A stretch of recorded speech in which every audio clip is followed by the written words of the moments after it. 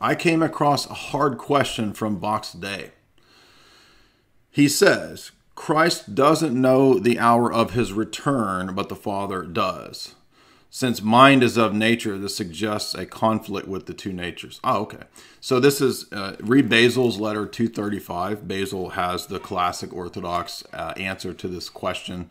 Athanasius, of course, responds to this question as well. So on the one hand, I think Athanasius argues that Christ over time wills to progress the human nature in sanctification and in grace and in theosis.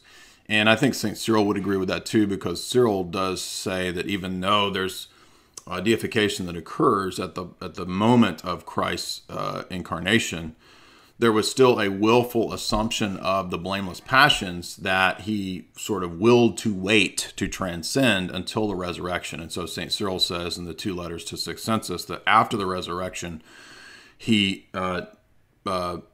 raised the humanity such that it wasn't even subject to the blameless passions anymore. So there is a kind of, in a loose sense, stages, you could say, to the way that Christ wills to deify his human nature.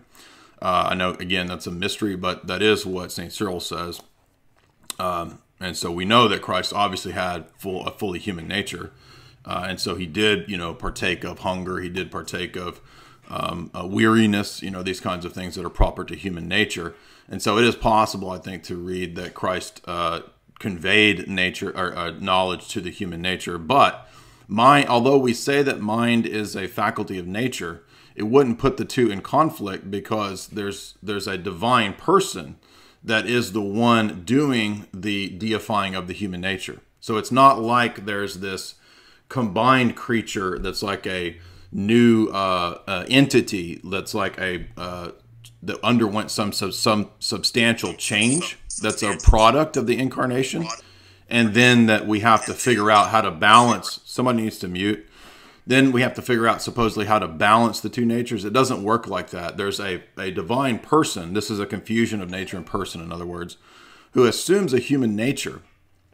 And it is, in fact, even though it's the language of Apollinaris, it's actually repeated by Maximus. It's used by Athanasius, that you could see the flesh of Christ like a tool. And that's why it's impersonal or anhyposton, right? So it's not personal, but it becomes personal in hypostatic when it's assumed by the Logos. So the human nature doesn't have any personal reality of its own, apart from the Logos who assumed it meaning it's impersonal or anhypostaton. So in other words, what that means is that if mind is a faculty of nature, then to have a human mind means that by necessity it's going to have limitations, right? Christ's human mind is not going to be infinite. It's not going to be omniscient. It's going to have the limitations proper to human nature. But that doesn't mean that he possesses limitations in terms of being a divine person, because his divine mind is had as a divine person. The divine mind is inhypostatized in the divine hypostasis of the Logos, the second person of the Godhead. So when he assumes human nature, he can will, in a sense, to communicate to that human nature. Again, I don't want to, the word phases is difficult, but I'm just trying to express the way that Cyril speaks of it in the two letters to Sixcensus. So the easy answer to your question is just to read St. Basil letter 235, and then look at the two letters of Cyril to Sixcensus, because he deals with this question in relation to the natures. And since mind is a faculty of nature, Cyril's reply will be applicable to the question that you're asking. So that's in this book, the McGuckin book.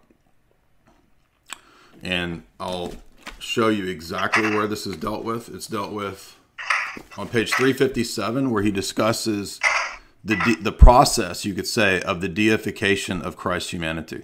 And the second half or third of this book is actually not McGuckin. It's just translations of the interchanges between, exchanges between Nestorius and Cyril. So this is not like, oh, you got to just listen to some scholar, dude. No, this is like the definitive book on the latest in Cyrilline scholarship in terms of the second half of the book just being translations. So it's very, very helpful, very, very useful and crucial for this type of a debate. And he will discuss on page 357 the difference between the kenosis, right, the kenotic state that Christ assumed prior to the resurrection, and then in the resurrection and anastasis, right, the resurrection and ascension, what the difference is pre and post resurrection. And that's an important theological dispute that a lot of people miss. And actually, this is a dispute after the Fifth Council, and this relates to what's called Thartodocitism and Julianism, which is this idea that Christ's humanity never had any passions or blameless passions or weaknesses, and so it becomes like a form of Docetism, right? So it's a mistake in how to understand the pre and post resurrection natures of Christ, and it's all dealt with in St. Cyril.